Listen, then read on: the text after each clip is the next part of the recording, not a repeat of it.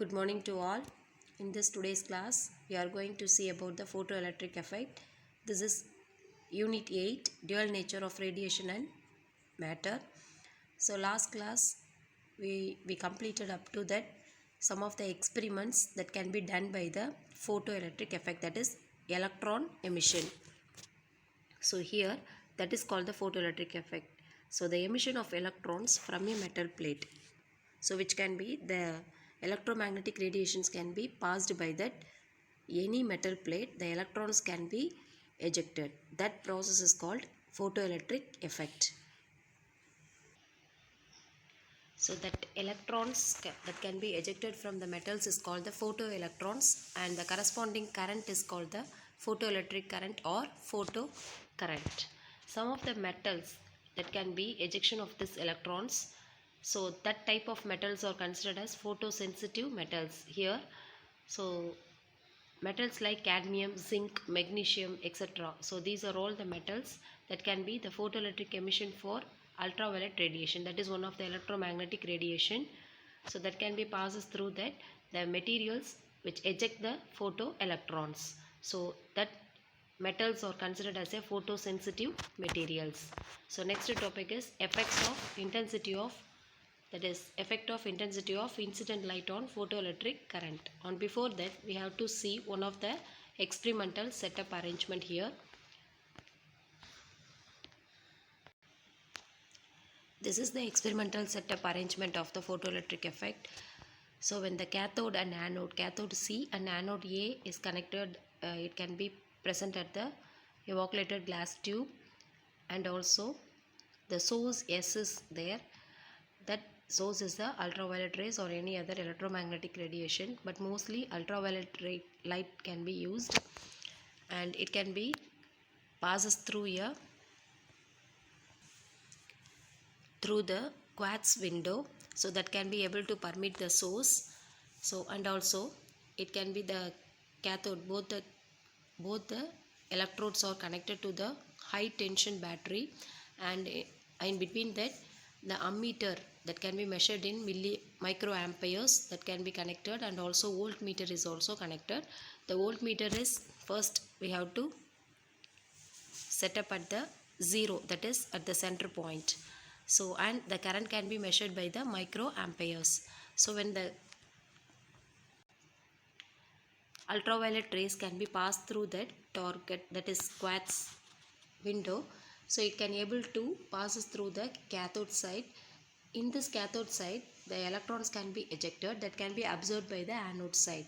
So here the current can be produced, that can be, we have to see in the ampere, that is ampere is an ammeter is an instrument. It can be able to measure the current value. Here the current value can be measured in microamperes. So and this is the experimental setup of the photoelectric effect. From the above experiment, we conclude that photoelectric current can be produced. The variation of the photoelectric current with respect to intensity of incident light, that is intensity of the incident, depends upon intensity of incident light, first thing. Second one, the potential difference between the electrodes. So we have to rise or lower the potential difference, that can be also affect the photoelectric current. And also third one is nature of the material which we used, and fourth one, frequency of incident light. Last one, frequency, that is also depends upon the frequency of the incident light. So these are all the four impacts, that is effects, that can be produced in the variation of photo current. So first one, we will see one by one here, the effect of intensity of incident light on photoelectric effect. So in this photoelectric effect, in this effect of intensity of incident light, so the frequency and also the potential of A is constant. Now the intensity of the incident light is varied. So what will happen, the graph shown between the light intensity along the x-axis and also the photocurrent along the y-axis. So what happens, photocurrent, the number of electrons emitted per second, that can be directly proportional to the intensity of the incident light. Thus we conclude that we increase the intensity of the incident light. What happens? It also increase the photoelectric current also. So that is the first effect of the photoelectric current, because intensity of incident light, that is the effect. And the second effect is the effect of potential difference on photoelectric current. So here the frequency and intensity of the incident light are constant. Only we have to change the potential of A, that can be present at the positive, with respect to the C. The cathode is eradicated with the given light. So here we have to find out that is the effect of only the potential difference that can be connected at a cathode A.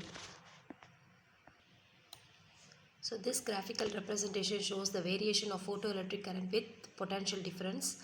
Here the potential of A is increased and the corresponding photo current is also, we have to notice that the A is increased, the photo current is also increases.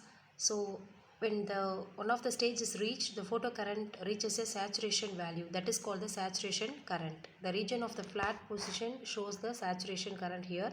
And also when the negative potential we can be applied at A with respect to C, what happens? The current does not immediately come to the stop and drop it like 0, and it can be emitted some definite and different kinetic energies of the electrons. Because of that, the kinetic energy of some that is photoelectrons is, they could not overcome the retorting electric field, so it can be reached the electron A. So when the negative potential is increased, that is increased gradually, that is we have to decrease the values, the photocurrent starts to decrease, because more and more photoelectrons are repelled by reaching the electrodes at A. So the photocurrent becomes 0 at one of the particular point, that is V0, that is called the stopping or cutoff potential here.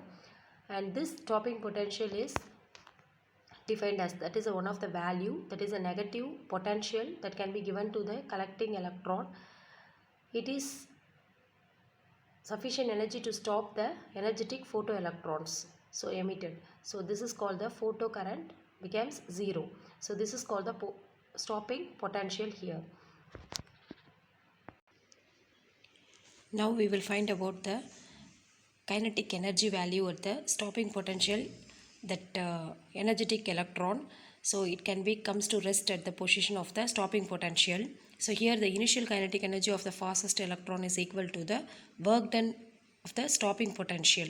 So that can be equal to K max is the kinetic energy at maximum is equal to half mv square, that is also the velocity is also maximum speed, so that is V max here, that is equal to E V naught, that can be considered as a work done by the stopping potential, so that is E V naught.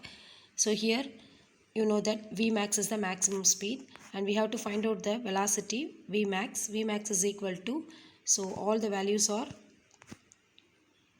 rearrange the above equation. So V max only we have to want that, so 2E V naught divided by m. So the V square is, it can be converted into square on the other side. So V max is equal to root of, so that is a root value in the other side, root of 2E V naught by m. So 2 into E, that is charge of the electron, 1.602 into 10 to the power minus 19 divided by mass of the electron, 9.1 into 10 to the power minus 31 into V naught.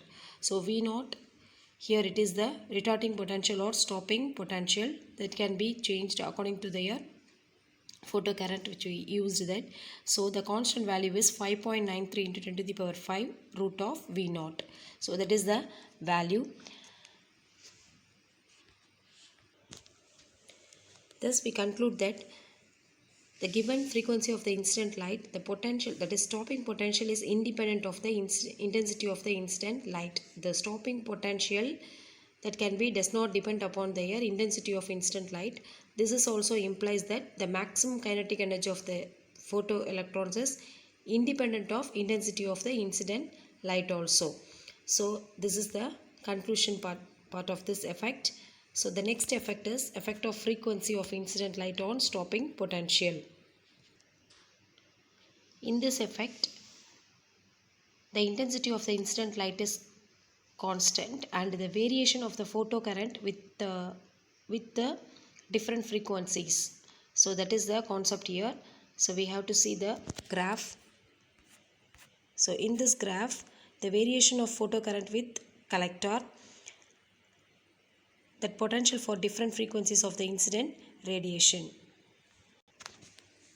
So this is the opposite to the previous case. That is, previous case the saturation current can be different and the stopping potential is same. Here the stopping potential are different with different frequencies and the saturation current may be same for all that.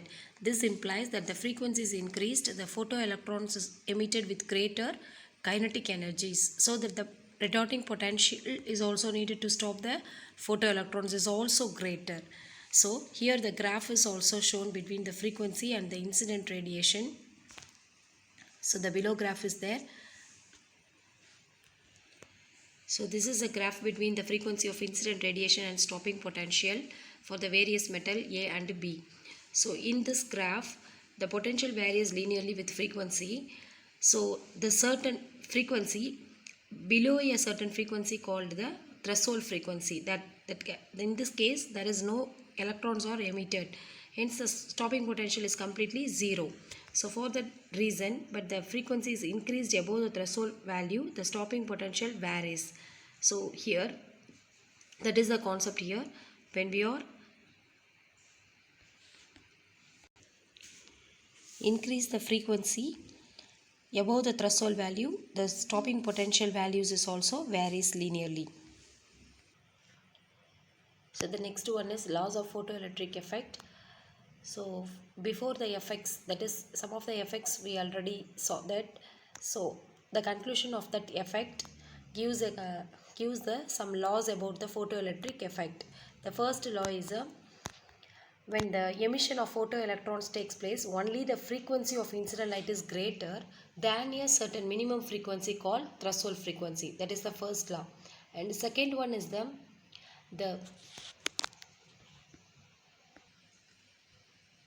for the frequency of incident light, the number of photoelectrons emitted is directly proportional to the intensity of the incident light. So that is the second law. That is also the saturation current is also directly proportional to the intensity of incident light. So that is the second law. And third law, the maximum kinetic energy of the photoelectrons is independent of intensity. So that is also the one of the conclusion of the above effect. So the maximum kinetic energy of the photoelectrons is independent of the intensity of that incident light, that is ultraviolet rays. And the maximum kinetic energy of the photoelectrons, the fourth law, so that metal is directly proportional to the frequency of the incident light. That is also one of the effect, you know, that the maximum kinetic energy of the photoelectrons is directly proportional to the frequency of incident light. And the last one is, so no time lag between the incidents, because very fraction of seconds the light can be incident on that, the photoelectrons can be ejected.